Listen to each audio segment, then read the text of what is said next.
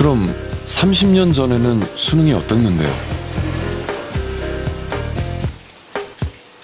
여지껏 이 시험 문제가요, 학교에서 배우던 내용하고요 너무 판이하게 달라서요 좀 적응하기가 힘들었던 것 같은데요.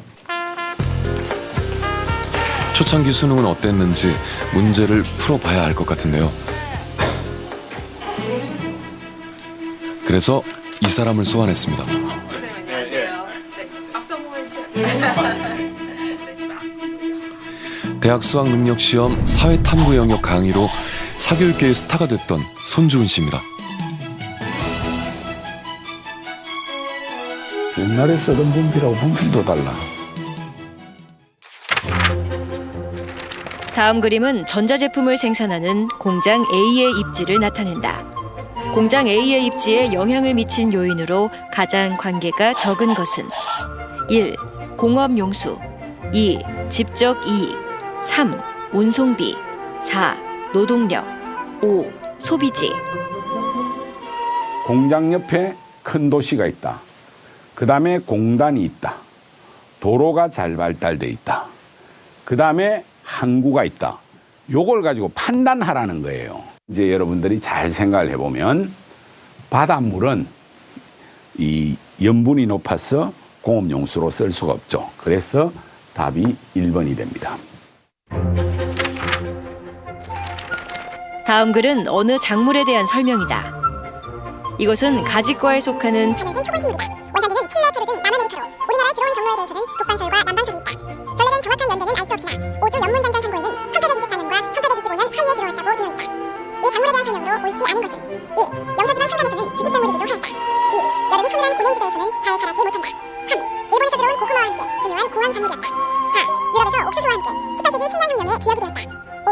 러시아에서는 현재 제2의 빵으로 여겨질 정도로 중요한 작물이다.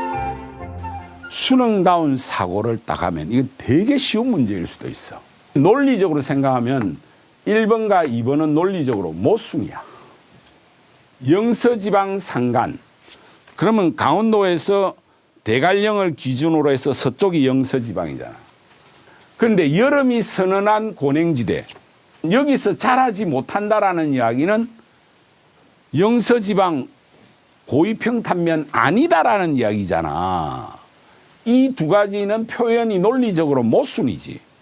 두 개 중에 하나는 답이 될 수밖에 없어요. 너희들이 논리적으로 접근하면 충분히 풀 수 있다라는 차원에서 출제했던 초창기의 수능의 그런 사고력을 테스트하려는 의도적인 문제였다는 거예요.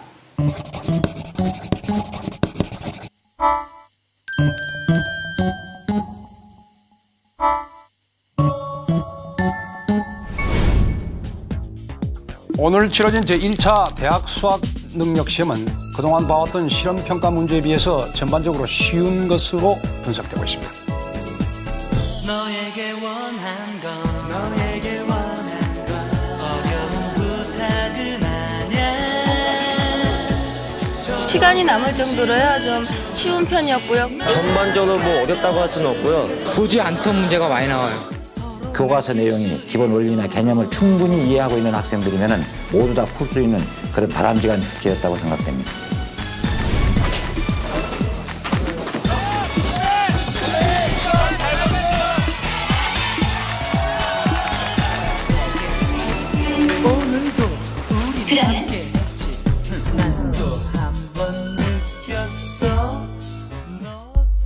정답 인정 웬 말인가? 소송까지 갈 수도 있고 끝까지 할 수 있어요. 지금 너무 억울해. 그래가지고 애가 막 울고불고 난리 났어. 복수정답 인정으로 혜택을 본 학생들마저 평가원을 더 이상 믿을 수 없다며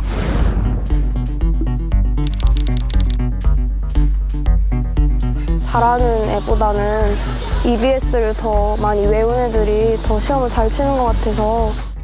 대학 수학능력 시험 준비가 문제풀이와 단순 암기식으로 전락하는 상황입니다.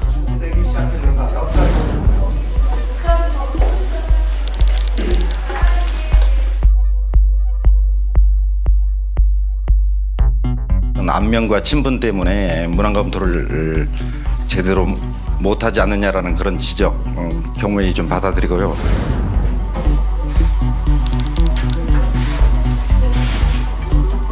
출제위원단의 예측과 실제 결과 사이에는 분명한 차이가 있었음을 인정할 수밖에 없었습니다. 출발은 순조로웠지만 2000년대 중반 이후부터는 출제 오류와 난이도 논란이 반복되며 잡음이 점차 커졌습니다.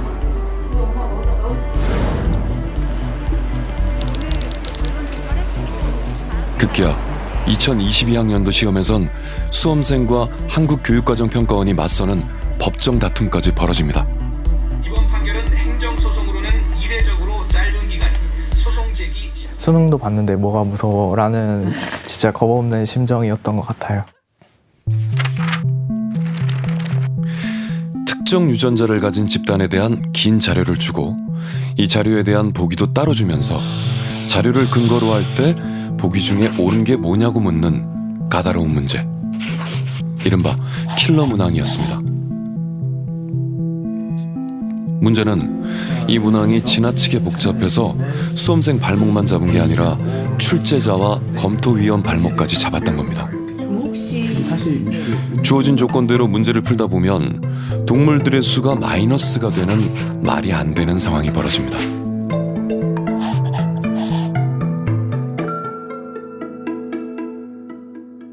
워낙 고난이도 문제였기 때문에 그 문제를 풀 수 있는 사람도 사실 전문가도 그 시간 내에 풀 수 있는 전문가도 많지가 않아서 이런 풀이 방법으로 한 가지로 풀면은 풀리는구나만 검토를 한 것 같고. 평가원은 상황이 어떻든 문제는 풀 수 있다는 논리로 대응했습니다. 이 문제를 기출문제로 또 공부할 후배 수험생들한테도 좀 이거는 불이가 아닐까 생각을 했고요. 이 수능 시험이 가지는 권위가 있는데 여기서는 인정을 안 하는 게 저는 옳지 않다고 생각해서 소송 참여를 결정했던 것 같습니다. 법원은 꼬일 대로 꼬인 이 문제가 문제 역할을 할 수 없는 정도라고 판결했습니다. 30년 수능 역사 가운데 가장 치욕스러운 순간입니다. 저도 사실 생명과학을 한때 했던 사람으로서 제가 전공 자임에도 사실 뭐 바로 풀 수 있는 문제가 아니고요. 이런 문제를 어떻게 고등학생이 풀지라고 생각을 했습니다. 지금 우리나라 수능이 조금 방향이 이상한 방향으로 가고 있지 않나라는 거를 좀 인식을 하게 된 계기가 된 것 같습니다. 1점, 2점 차로 점수가 갈려야 하니까 어려운 문제가 계속 나오는 것 같아요. 한국말 언어를 또 컴퓨터 요즘 수능 한번 직접 풀어볼까요? 2023학년도 수능 사회탐구 영역 사회문화 5번 문제.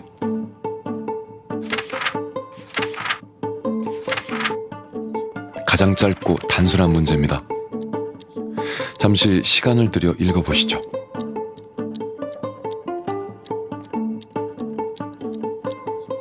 짧은 지문 안에 등장인물이 5명, 조직이 6개 나옵니다. 각각의 등장인물이 어떤 조직에 속했는지, 그 조직의 성격은 뭔지를 일일이 파악해야만 답안 중에 옳은 걸 고를 수 있습니다. 시간은 얼마나 줄 거냐고요? 이미 다 쓰셨습니다. 지금까지 못 푸셨다면 이 문제를 틀리거나 이 과목을 망친 겁니다. 20문제인데 30분 만에 풀어야 되거든요. 그럼 한 문제에 1분 30초인데 이 정도 문제는 실제 수능에서는 한 1분 이내 빨리 풀면 한 40초 안에 풀어야 돼요.